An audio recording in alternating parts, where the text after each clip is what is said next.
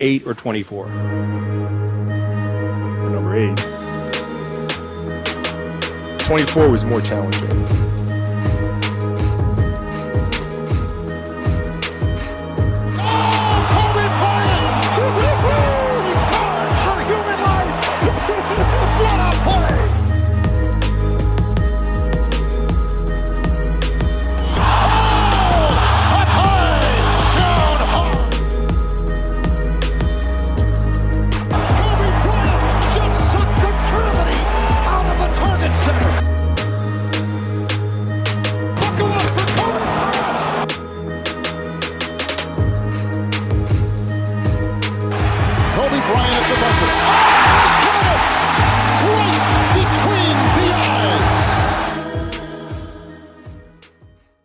It's Monday, so that means 3 things.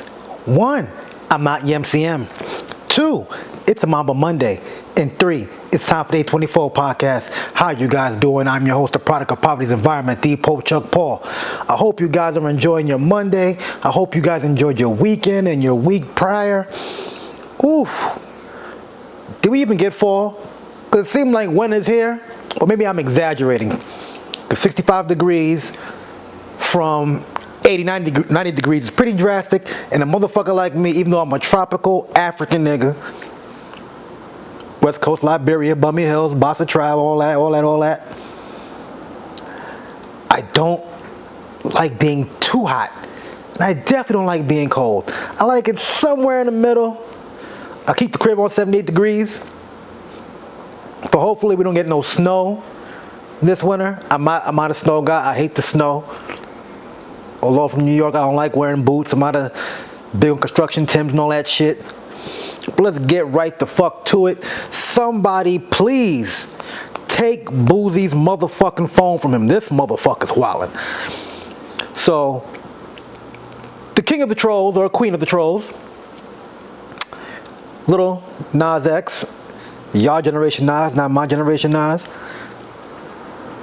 He was on, I think, Instagram, trolling Boosie. He was like, hey, I got this new song coming out, this new collab with Boosie.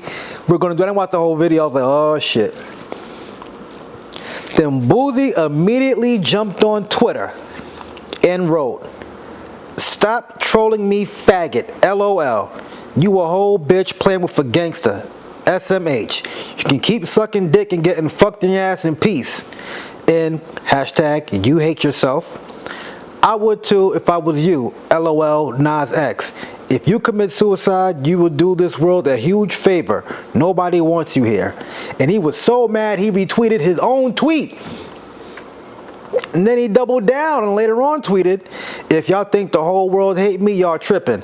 I have international love and respect for how I am and what I stand for. And never forget, there's a ghetto in every city, state, country, etc. who rock with Boosie. FRFR, which means for real, hashtag the realest. Yeah. So, like I've always said before, I said as long as he's not calling for death. Well, actually, he didn't tell anyone to kill him. He said, hey, you can go ahead and kill yourself. Which isn't cool either.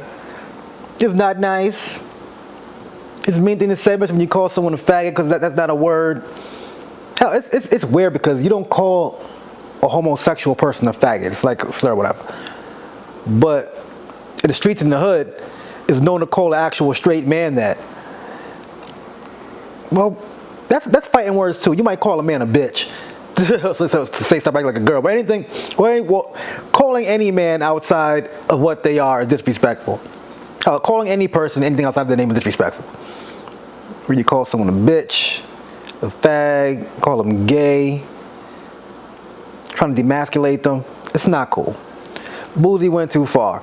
All he had to do was just go on Twitter and say, he's lying, it's cap, we're not doing a song.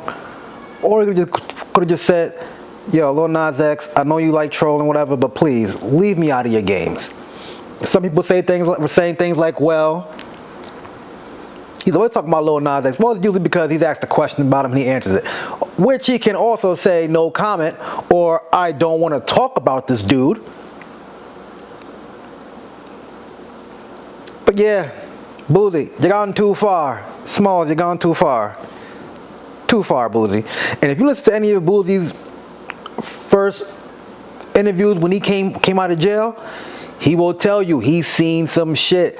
This is why he is the way he is. Like, that motherfucker's traumatized. He said he done walked in his dorm and seen a dude riding another dude, and he was like, what the fuck? He thought he was some gangster dude. Like, he's in there tooting his thing up.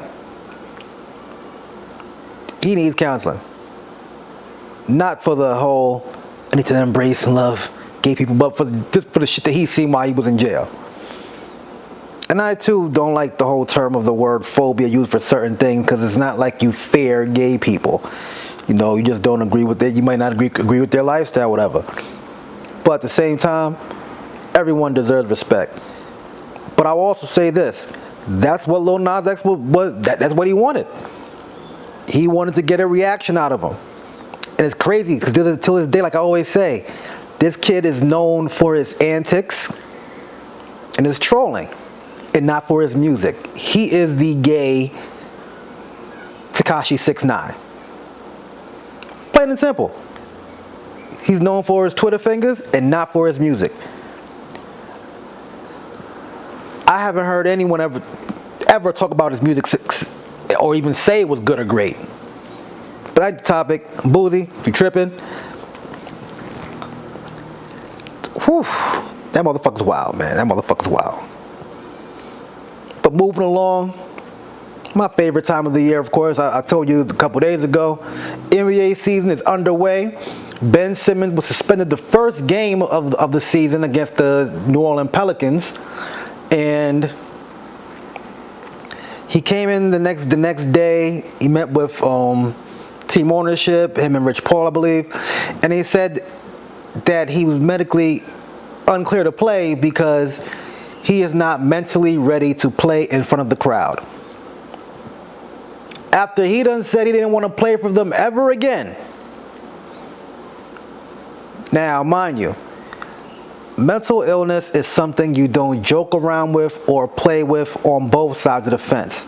You don't joke around and use it as an excuse to get out of shit. And you take it seriously with some people because they're really going through some things here. Now, he could just be saying this, you know, so he don't get fined, so he gets his checks. He done lost like about a million and some change already. I think he put one of his houses in Cali on the market. And before the home opener, Joel Embiid gave a nice, touching speech. He said, we're going to support Ben Simmons because he's still our brother. This is after he said he's not here to babysit Ben Simmons. And he doesn't care about that man because he does what he wants. I'm not going to lie to you. If I was Joel Embiid, I wouldn't even have mentioned Ben Simmons in the season opener speech or welcome address to the fans or whatever. I wouldn't even have mentioned him. I'd have been like, yo, regardless of what's going on, we're here. We're here for the city. We're going to do our best to bring a chip here. Now, I lived in Philadelphia for over 10 years. These fans are crazy. These are diehard fans. They booed Beyonce. They threw snowballs at Santa Claus. They don't give a fuck. You're either with the Eagles, you're either with the Phillies, you're with the Flyers, and you're with the Sixers, or you're not. Plain and simple. Win or lose, as long as you got motherfucking heart, this city will ride behind you. Some people say shit like, yay, they threw Ben Simmons under the bus. But the way I look at it as, that was an opportunity for him to say, you know what? I'm going to own that shit. I'm going to get in the gym. I'm going to come back better. I'm going to bust motherfuckers' ass. Because think about it. Lonzo Ball, his shot was ugly. But he worked on his shot. And it's a lot cleaner. It's a lot fluid. It's a lot better. And his threes are going in. Motherfuckers ain't saying Ben Simmons be the next Steph Curry. They're saying shoot the ball when you can. Because Because as the point guard, the ball is in your hands the majority of the time. Late game situations, they're gonna foul you first as soon as you get the ball. You gotta make those free throws. Think about it. Giannis went to the line like 19 times. He made like 17 in the or 18 in the motherfucking finals. He doesn't shy away from it. Same thing with Shaq. He wasn't the best free throw shooter, but he didn't shy away from it. And that's what it is with Ben Simmons. And it's been like, I've said this for many of years. The Sixers had about 5 number 1 to 3 picks. They drafted 3 big men, ruined 2 of their careers in Nerlens Noel and Jahlil Okafor. Markelle Fultz, same situation, broken jumper. They ended up trading him to Orlando. Now you have Ben Simmons. And mind you, Embiid wanted Jimmy Butler. Hell, to be honest with you, I would have kept Jimmy Butler instead of Tobias Harris. I would have had Jimmy Butler and Ben Simmons. Personally, I could rely on Jimmy Butler more so Tobias Harris. And if they were having this situation right now with Jimmy Butler, I would be happy with Ben Simmons walking away for peanuts, knowing I still have Jimmy Butler. That's just me. And the Lakers won their first game last night against the Memphis Grizzlies and almost lost. Ja Morant dropped a 40-piece. Melo moved up to number 9 in all-time scoring, moving ahead of Moses Malone. So we got 2 top 10 leaders in points, in LeBron and Carmelo. We'll see how far LeBron goes this year, and we see how further up Melo goes. I think everyone above him is already retired, so we shall see. And the NBA All-75 team was announced, and there was a lot of players who felt they were snubbed. A lot of people felt that there were some current players and recently retired players who were snubbed. Sorry about that. Got tongue-tied and shit. But anyway, you had your usuals. Everyone who was in the 50th anniversary 25 years ago were automatically included. So they added 25 new players. In a way, you could think maybe they could have added one person from each year, but sometimes you can't even do that. But a few guys that were snubbed, in my opinion, were Chris Webber, Vince Carter, Tracy McGrady. Kendrick Perkins was upset about Dwight Howard not making it, which I can understand. He's a former league MVP, Defensive Player of the Year 2 times, led his team to the finals. Damian Lillard made it. Now, I love me some Dame time, but he was never an MVP and never been to the finals. Ever. Never a Defensive Player of the Year. So I don't know. A couple of guys who are also snubbed in my opinion. I don't know if I mentioned Chris Webber, Vince Carter, Tracy McGrady. I'm trying to think who else I could think who could have been left off. Hey, Penny Hardaway. But when you think about it, you're only adding 25 guys. That's roughly like 1 guy per year. You know, of course LeBron's in there. Of course Kobe, Tim Duncan, Kevin Garnett. Anthony Davis made it in there. Honestly, I'm a Laker fan, but I feel like he's overrated because before he got to the Lakers, he's been to the postseason like once or twice. Only won 1 playoff series. Yes, great player, but I wouldn't put him in the top 75. I'd probably take him out and put Dwight. In my opinion, the irony of that, they got into a kerfuffle on the bench a couple days ago during their 2nd game of the season where they lost. Yeah. Whew. Who do you guys think got snubbed in this All-75 team? You can leave your comments in the comment section who you think should have made it, who shouldn't have. Oh, let me look on here real quick because I got it on my phone. I posted it on the site. You guys go on the site and look as well. Yeah, right. Yeah. I mean, there's a lot of guys you could say should have been on it, but for the most part, extra 25 they got right. Just that 75. And Klay Thompson, oh, he was going off about it on Twitter, on Instagram. These guys are acting like they're getting contract incentives for making this team, which they don't. To me personally, this is equivalent to your NBA 2K rating. Who cares? A friend of mine goes, yeah, but they get that leather jacket during the All-Star game. I said, man, fuck that leather jacket. Who cares? Tell Jeff Hamilton to make you a new one. Shit. How about that, motherfucker? It's not that deep. It's not that deep. But I will say, the season is getting good. Look, a couple of teams that we didn't expect to be doing pretty good are doing pretty great. You got the motherfucking Chicago Bulls 3-0. I mean, they got DeRozan, Lonzo, Vucevic. Am I forgetting somebody? DeMar, Lonzo Ball. Oh, Zach LaVine. How could I forget Zach LaVine and Vucevic? They're 3-0 right now. I could see them being a top 4 seed, top 5 seed at least. Charlotte 3-0. We'll see how long that lasts. I think Terry Rozier is injured and they're doing this good. When he comes back, it's going to be over. Washington's 3-0 right now. We will see how long that lasts. But no, they're 2-0. We'll see how long that lasts because, I mean, last season with Westbrook, they went nowhere. With John Wall, they went nowhere. So we'll see if Kuzma's the X factor. The Knicks are 2-1, Milwaukee 2-1, Sixers 2-1, Miami and Atlanta are 1-1. So we'll see. I still don't believe Toronto could go anywhere, or even Indiana. Brooklyn is 1-2 right now, and so is the Boston Celtics. But it's still early. Those are two teams we see moving up in the Eastern Conference, and I could honestly see Chicago, Charlotte, or Washington falling out of the 8th and probably battling in the motherfucking play-in tournament. And with the West, I mean, only surprise is Minnesota being 2-0.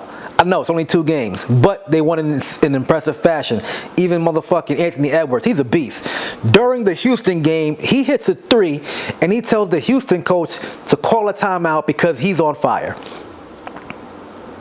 That motherfucker is made for TV, charisma, and all that shit. I love some motherfucking Anthony Edwards, man. That dude is fucking hilarious. But Golden State is 3-0 without Klay Thompson right now, and all they guys off the bench is fucking going bonkers. They tore the Lakers a new asshole. New assholes. Utah, 2-0 right now, of course, doing good. They got the usual. Mike Conley is healthy. Donovan Mitchell, the Stifle Tower. You got the other I forgot his name. I think it's Barjanovic or something like that. The other 3-point guy. There's one on Utah and one on the Hawks, and they're not related, and they're both 3-point fucking specialists. So we'll see. Denver 2-0. Expected. Like I said, the season's only been a weekend. We will see how these standings look after 10 games. I'm just excited that I have sports to watch every fucking day. Got football on Monday. Tonight, rooted for Jameis Winston. Although the other black quarterback, Geno Smith from the Seattle Seahawks, rooting for you too, but more so for Jameis Winston and the New Orleans Saints. So we shall see. We shall see what will happen with that Monday Night Football game. And like every Monday, you will hear my unbiased, well, maybe my bias, but my unfiltered opinion in the NBA and sports. Oh, and also, there's a report that a scandal is underway with the Phoenix Suns about sexual harassment, sexual misconduct, racism. And this all comes out after DeAndre Ayton's contract extension fell through. We shall see. I shall have some more on that next week. But man, whew. TV is back, man. BMF. Whew. Insecure premiere. It's pretty funny as usual. Silly. I'll get to that. But this BMF episode, man, oh man. These niggas, first of all, I woke up at I always wake up early, no matter the day. I wake up at 6 a.m., go back to sleep, wake up at 1 o'clock, 2 o'clock on weekends. I go on Instagram, I see a clip where Lamar's waiting for his daughter to come out of school. She doesn't come out of school. Then Lil Zane walks up, because he's in the show. Oh, and by the way, in my opinion, Lil Zane was Ja Rule before Ja Rule. Not so much with the singing, but with the whole look. And he was everywhere. And he was, I want to say no pun intended, because he had the song Anywhere with 112, but that's beside the point. He had the whole look. He was doing all the R&B collabos and shit. But anyway, he tells Lamar, gives him a note like, yo, we got Zoe. Give us back our stash or she dead, nigga. If you touch me right now, she dead. Now, mind you, Meech knows little Zoe. He was fucking her moms. Zoe calls him Uncle Meech. So, it's not, he goes and picks her. Meech actually went and picked her up from school. Took her out to eat, make up all the excuses why she ain't going home yet. And he dropped her off at Kato crib. Now, mind you, Kato is spying on the 50 boys for Lamar because Lamar was cool with her pops. So they dropped her off there. Lamar calls while Meech and T is in there. He's like, yo, you know where my kid is at? She says she doesn't know. He pulls up on her as Meech is leaving but doesn't see Meech. He searches Kato's crib, doesn't find her. He leaves. I don't know how they organized this, but somehow 50 boys got the 12th Street boys over to meet them at a car wash. They run down on them and put them boys in the trunk. Now the old head dude, who's always with Lamar, they tie him up, beat him the fuck up. T was stomping him and B, I think it's D-Meek or D-Meek, whatever. And that didn't work. So they called Meech. So Meech says, yo, come here. Walk up, limp up, nigga. He shows him Zoe in the car. I wasn't really paying too much attention, but he pretty much said like, yo, I don't get my stash back, I'm cutting this girl's head off. He said, what do you think Lamar cares about more, his daughter or that stash? They got the stash back. Homie brought Zoe to Monique's crib. She slammed the door, said, fuck you and Meech, I'm done with y'all niggas. So now he lost the stash and his family. In real life, everyone is still alive. I don't know about Lamar though, the real life Lamar. But we'll see about that. Oh, I also left out one of the main dudes in the 12th Street Boys, dark-skinned dude, who wasn't really feeling Lamar taking over. He was like, yo, us turning up Detroit for your daughter is gonna mess up business, taking dudes off the street. Lamar got mad, took his butt off, and pretty much damn near choked him to death. Then later on, you seen the same dude go and cop some work from Meech. And also, the cop that was working with Meech, he don't want to work with Meech no more. And his partner is on his ass because he's leaving out details. There was a witness that seen him put J-Mo in the car, but he didn't really remember the detective's face. Then that dude called back and said, yo, he remembers the face. The next day they go to his house, the dude had moved already, which means the detective got to him already. There's more, but that's the main gist of that episode. Zoe got kidnapped. Lamar got her back. But it's going to be some shit the next episode. Mind you, we're only on episode 6, I believe. Episode 6. It's about to turn up even more. Insecure premiered last night. I watched it this morning. They did a reunion at their college, Stanford University. It was Issa, I forget Amanda Seals' character's name. Amanda Seals, her husband, Kelly, and I forget the other girl. I know her by her real name. Damn, I don't know her by her real name. But Issa's best friend. So pretty much, Issa's still dealing with the whole trying to find herself and get her company off the ground and dealing with Lawrence. I'm still Team Lawrence, and I still judge you bitches if y'all take Issa's side. But anyway,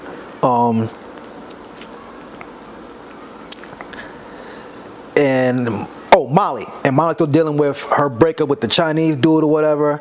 She want to take it slow or not. I think it was Dro hit her up, who was trying to get back with her, and she don't know if she want to get back with the whole friends with benefits type shit. Or I could be talking about her old college fling. Or both of them hit her ass up for that juice box. But anyway, one of the funniest parts about this episode, they meet up with one of their homegirls from college, and they're about to go off to a party. It's on their old campus. And they're like, yo, let's do what we used to do and stop at the liquor store, bring some liquor in. So on their way out, a dude runs down on them and pulls the hammer out like, yo, give me all your money, your shoes, your pocketbook. Then the dude says their friend's name by accident. She set them up to get robbed with her boyfriend, took their shoes, their bags, didn't take Issa's shoes because their shoes were trash, she said, and ran off. They get back in the car with Kelly, Amanda Seals, and her husband. And like, so what's the liquor? They was like, yeah, so-and-so set us up and got robbed. They laughed about it. Another funny thing about this episode, for some reason, they think Kelly is dead. They did a whole obituary and a whole video montage about her being dead, and she was standing right there. Fucking hilarious, man. But at the end of the episode, Lawrence picks up Issa from the airport, dropping her off. He was like, hey, you think we should? She cuts him off. She was just like, hey, I was just doing some thinking, and they leave it at that. I want to know if Laguna Beach, or whatever her name is, kept the baby. I think I've seen a clip or a snapshot, a screenshot of her holding the baby. So we're going to find that out maybe the next episode. If she kept the baby, is Issa and Lawrence going to get back together? Is Issa and the dude who be ghosting her going to get back together? Or what? But I love Insecure for the fact I seen where Issa started from with Awkward Black Girl on YouTube, and she influenced me and a lot of other motherfuckers, you know. And she's starting a new show called I think called Rap Shit or something like that. And hopefully it's just as dope as Insecure. Maybe not like Insecure, because I mean, a lot of folks are gonna want that same shit. Like, oh, it's not as good as Insecure. Like, let's try not to compare her new work with her old work. Personally, I feel like Insecure is like a spin-off of Awkward Black Girl with a bigger budget. So hopefully we find out if Lawrence's baby mama kept that baby and if they're gonna stay together or not. Shit. Got a few minutes left. Before I let go, if you in Complex Con, let me know in the comments. I'm going to be out there, camera on deck, capturing some footage. I'm going to shoot my podcast episode out there too. Hopefully they upgraded me to the balcony, because I'm going to need somewhere to puff and who knows what else. Like I always say, like, share, subscribe, and comment. I am the Pope Chuck Paul. Peace out.